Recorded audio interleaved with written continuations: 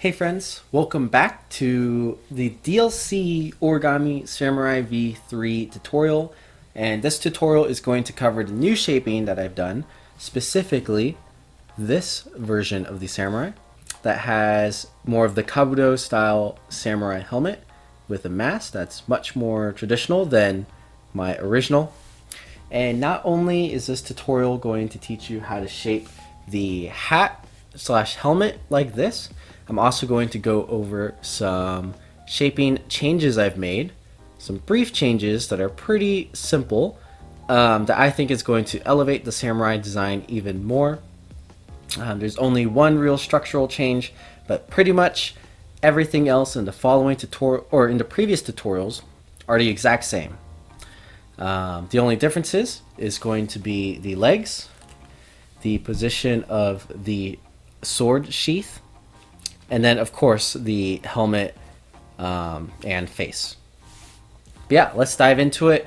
I know most people just want to see the Kabuto, so we're going to do the helmet first. Alright, so you may be wondering how I achieved the face, and so I'm going to zoom in a little bit here and get the camera to focus. And the face is actually not intentionally realistic or anything close to, representing actual face. It's meant to be a mask. And at least this concept follows the principle of the uncanny valley, where if you try to make too realistic of a face without having the right facial aspects, it's actually going to look less complete or less like a human than if you have something that just represents a face. So in this case, since we're using single tone paper, we're just trying to represent a face, and that is enough detail for there. But as you can see, we're using a very standard face technique. Let me zoom in one more time.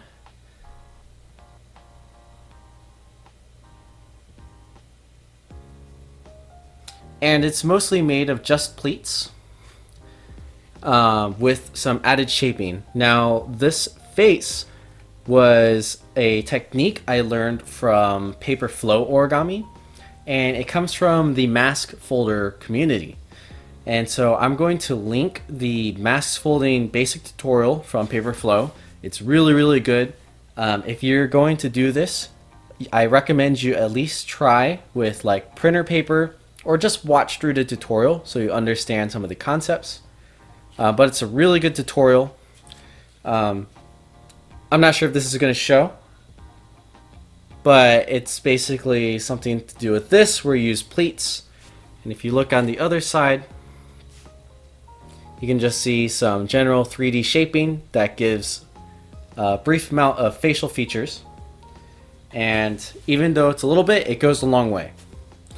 And so we're going to get into how to do that with our two flaps right here.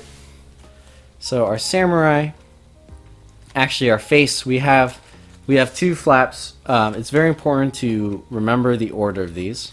So if you lift the whole face flap up, we have this first one, that's 1 unit by 2, and then we have one more flap right here. And these two flaps are what's going to make up our face. But yeah, let's get into a little bit more detail on how to do these pleats. Alright, so once again, remember the layer ordering is very important for the face. We're going to be dealing with this flap up top, and the concept is we're actually going to be spread squashing this flap. And when you spread squash it, you're basically going to get two flaps that are half as thick. So I'll kind of show how to do this. All you're going to do is fold in half like this, and I prefer folding the bottom edge in half.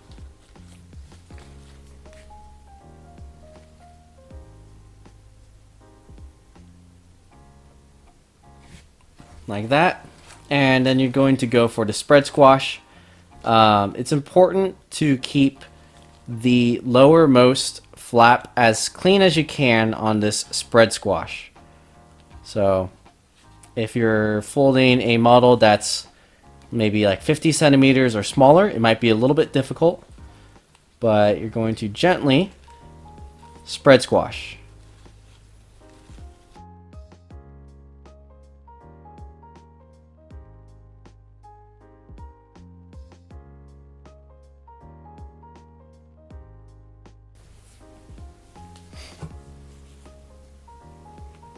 Okay, so we have our spread squash complete, and if you notice, we have two smaller flaps that we can use, just like that.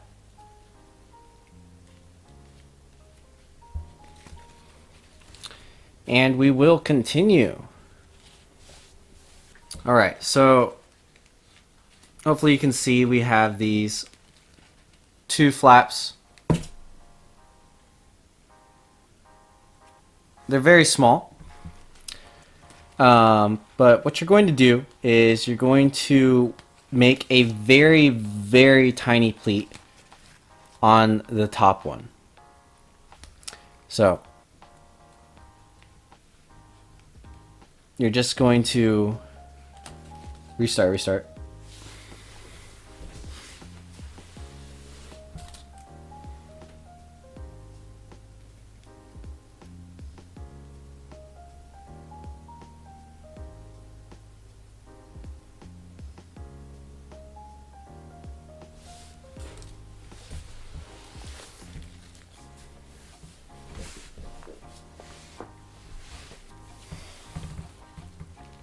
3, 2, 1, start.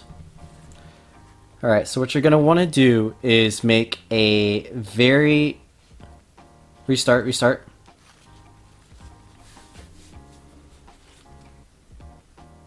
All right, so as you can see, there are the two tiny little pleats, and we're gonna be concerned with the top one for now. That's this guy. And you're gonna wanna make a very small pleat along the top. So what I recommend you do is you fold down to the bottom and you just valley fold about halfway up the flap, so it's like this. So you can see it's just this really small pleat. It's half the size of the half pleat, so I guess this would be a quarter. So it looks like this, and this is what's going to become our nose, which is also the top of the I guess lower jaw portion of the mask, right up to the eyes, just like that.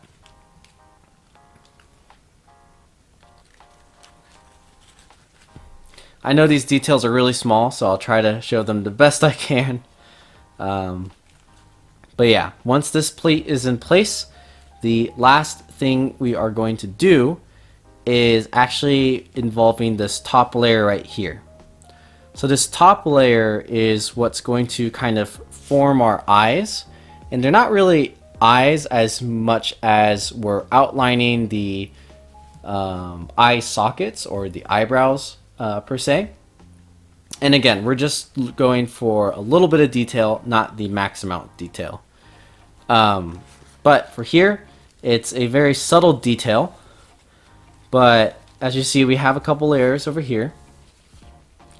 You're going to want to mimic a pleat along the top. It's not really going to be a full pleat, but you can kind of hold the face together and push in along this crease, just like this. And you can see how it's starting to curve a little bit, and that is what we're going to use for our eyes. And you can kind of crease down a small pleat. You don't want it too big, and depending on your model, this is where you're going to have to use your own judgment with where the eye position and what the face proportion is. So definitely practice a couple masks from the mask tutorial to nail those face proportions. This part is a little bit difficult, and you just kind of have to eyeball it and kind of go with the flow. But those are the pleats we're going to use. The last kind of folding we need to do is some details I like, and that just kind of hollows out the face where the eyes will be and slims the face a little bit. So we have this ultra tiny pleat here, and what I'm going to do is on the edge right here, I'm just going to swivel fold the corners just a little bit, and it's going from this top corner and swiveling into this very tiny pleat that we have right here. And so this kind of just frames out our face a little bit. It's a very small detail, but I kind of like it as it gives a little bit of dimension that there's a mask in front of the face and that this isn't just a face. So it's a super subtle detail, and you can change this however you want.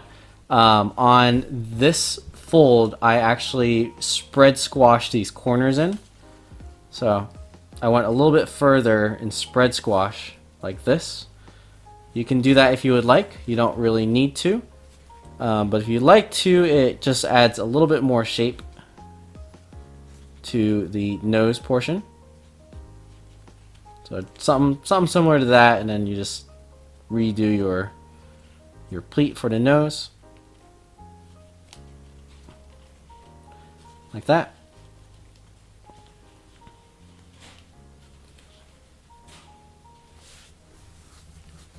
Alright, so now we're going to do the nose, and it's kind of hard to explain, so it's going to be the same sequence for the nose as in the masks. However, we're using a lot thinner paper, so it's going to be a little bit difficult. And really what you're going to want to do is take advantage of our pleats. So normally for the nose, we push out this portion underneath that flap from the back side. We're going to kind of do that with this. However, in my opinion, it's easiest to form the bottom kind of valley. So I'm going to very gently crease in what I mean.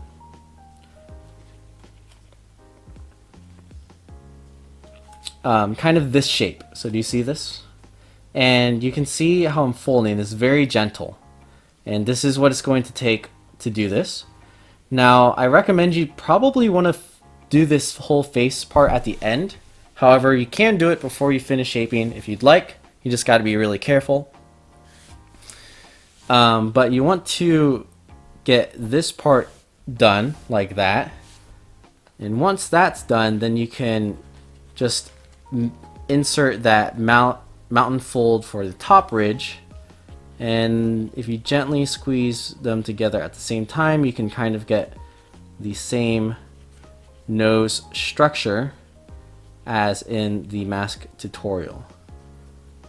So something like this. And for the nose to actually stay, we're going to have to use a little bit harder creases than, say, if you're wet folding. But hopefully you can see that little detail in there. And that's what's going to bring out our nose shape. And then as we shape the face more, it's going to stand out, which is what we want. Now for the mouth, it's a little bit difficult. So we're going to grab some tweezers. You can probably just leave it like this, but there's just a small detail you can do to improve it. Alright, so we have our tweezers. And if you take a look at our completed model, you can notice there's a chin. So getting this chin while keeping the mouth shape is what's a little bit difficult. In the mask tutorial, we're able to wet fold this so that the shape stays. But here you just have to be very careful. And what I recommend first is there's some pleats that come out to the side here. You notice right here on the side, and that's what's going to get our chin to ultimately stay in place. So we can put those in And we don't really need our tweezers for this, but you just want to do the bottom jaw, and you can kind of fold down, see, these ridges we have and turn them into the pleats. Just like that. And we're not going to be able to do it fully yet, but you kind of want to just mock it up so that when we actually use our tweezers to kind of pull out the chin, we're going to be able to do that. And when we pull out this chin, we want to kind of form the lower lips using our tweezers. So that's the angle that we're going to be pulling that out in. So what I'm looking for is I'm using this top pleat as the upper lips and just kind of eyeballing where the general shape of a lower lip could be. And again, knowing where exactly to crease this will take some practice with just face proportions and masks. If you are a pencil drawer or pen drawer and you know how to draw faces, this will greatly help you out, as you're going to be more familiar with the anatomy behind drawing a face. But when you do that, you can see that we're starting to get that subtle structure as we complete these pleats, just like this. And our face is not going to be flat, it's going to be three-dimensional, so it's only going to look the full shape when it's 3D.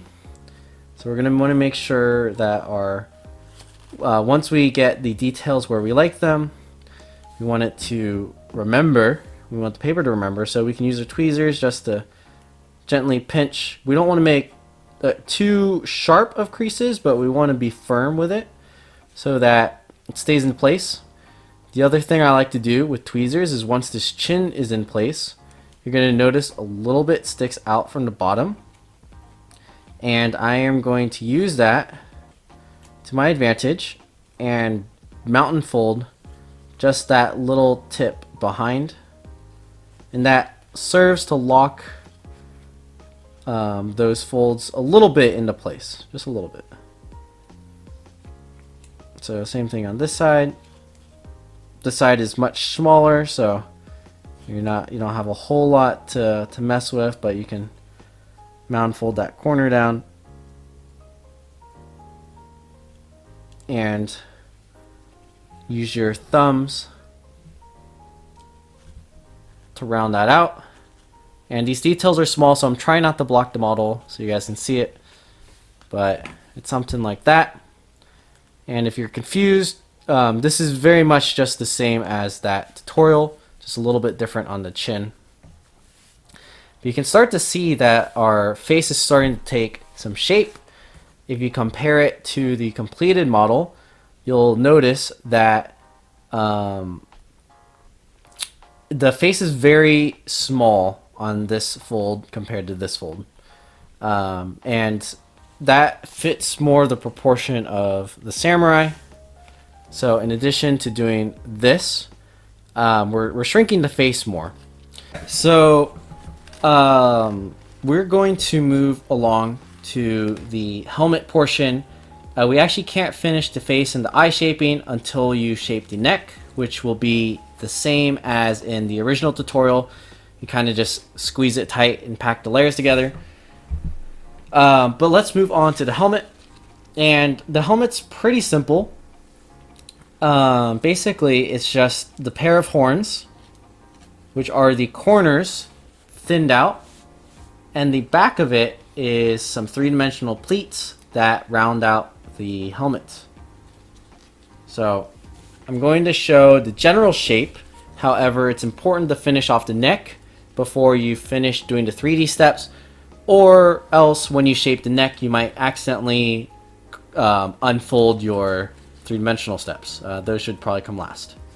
So we have the hat, which is here. You can already see I kind of pre-put some of these creases in. But one thing that will help you out is to mountain fold along the diagonals of the front corners, like this. And that's just to reinforce those corners as points. And then to actually turn them into points. We just want to thin them out a little bit. And we can do that with just some basic reverse folds. I'm going to do a valley like this. And then I'm just going to mountain fold it down. And that's going to thin out the points just a little bit. If you want, you can maybe do one more. So we're going to do one more valley to thin it out just a little bit more like this. These are just a simple reverse fold like that. You can see we can start to get some points like this. And on the back side, we're just going to do some valley folds, and it's kind of a swivel fold like this. So it's from corner to corner, but you're going to want to press in as you pinch the horn, and one that's going to lift the horn into kind of its 3D position and give the helmet some shape. So if, depending on your model, you want to make sure you're holding the back of the helmet down while you do this, otherwise it might pop up. But you can see I'm just thinning that flap together on both sides, just kind of like this. And we're getting our horns in place. Like that. Now you're going to want to take a lot of time shaping up the helmet with the face. In mask, we use water for wet folding. So for this, since we can't wet fold it, I would say you should definitely use glue to wet fold the face in order for your creases to stay, and it's going to add a lot to your shaping and help you out there. But with this, as you can see, we have this gap between the helmet and where we want to put our eyes. And what's going to happen here is you're actually just going to want to close the face. So if you gently grab the corners of the face so you don't squish your face and push it into the helmet like that, that's what is going to give you that nice proportion right there and kind of make it look like the helmet is on top of the face. So that's a little trick there. Push in the face to there. Again, that will probably happen after you shape the neck, and which I highly advise. So make sure you shape the neck first. Other than that, after you shape the neck, you can put in these kind of simple pleats for the back of the helmet just to round out the shape. It's quite simple. I'll show the other one really quickly. But my greatest tip in doing this is to look at photos of real samurai helmets, real Kabuto, to kind of give yourself a reference on how the helmet sits on the samurai head. And that will greatly add to your shaping more than anything I can kind of tell you. So yeah, go ahead and do that. This shaping, you can spend hours, tweaking it. So I recommend you take your time. This is not a fast process. This is not a connect the dots kind of shaping tutorial. This is me giving you a direction, and ultimately it is up to y'all to shape it how you like and what you think is the correct proportions and what you compare to the real proportions, all that kind of stuff until you're satisfied with your result. So give that a shot. This is pretty much the structure. From here, it's just the rest of the shaping. So that's all done with the Kabuto change. We're going to go over the feet and then the hand structure very quickly. But yeah, the helmet and the face, it's not too big of a change. However, you can definitely spend a lot of time shaping those into however you'd like, But yeah, let's move on. And if you have more questions about this, I'll answer them in the comments, as well as kind of show a little demo of this later on. But yeah.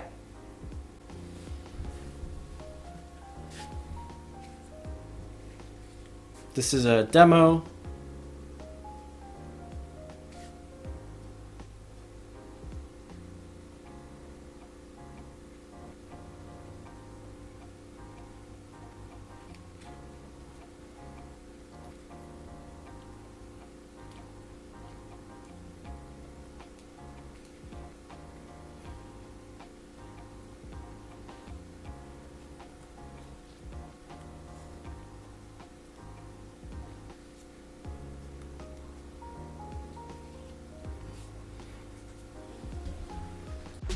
All this origami, all this origami, all this origami got me going kamikaze. Now I'm